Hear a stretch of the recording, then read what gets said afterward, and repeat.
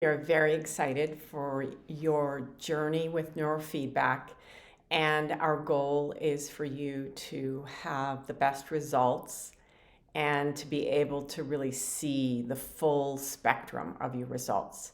So, as you may know, neurooptimal neurofeedback is showing the brain everything that it's doing moment by moment that's maladaptive. So, everybody comes to neurofeedback training with a particular set of goals. And sometimes they have very specific symptoms that they want to see change. And that's terrific.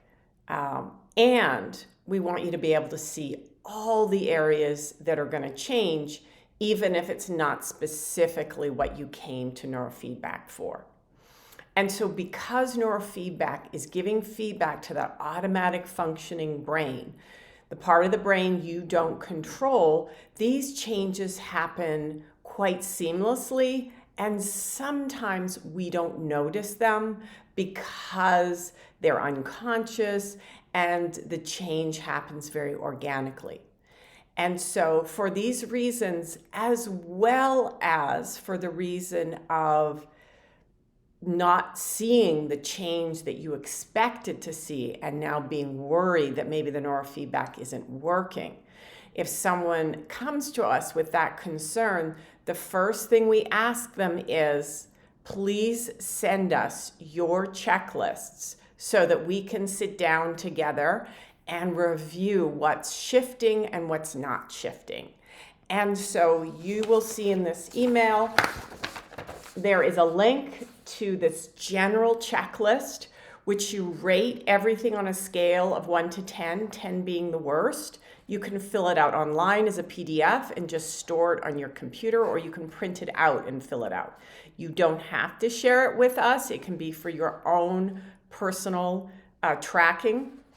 And then there's another one, a second one, that is really great for what specifically you want to see change. And so you list that under symptom. And then the brain changes non-linearly, so it goes kind of up and down as it's trying to change, but it changes in terms of duration, intensity, and frequency. And so you track those over time. And it's really terrific if you fill these out once a month. And that way, if you're at all concerned that something's not shifting, you have your first checklist that you did before you started, and then you can fill out another one and you compare the two. And just as an example, I had a call from a mom the other day, and her 14-year-old son was training to help with executive functioning, ADHD issues. Mom was also training for general stress, feeling a little anxious. And she was very concerned that he'd done 40 sessions and they weren't really seeing the changes. So to their credit, they had filled out the first checklist. So I had them fill out the second one. And then we got on a call together, and I received the checklists and noticed that all of his 10s were pretty much now all 6s. And so I thought, well, this is really interesting that mom's concerned that they're not seeing changes.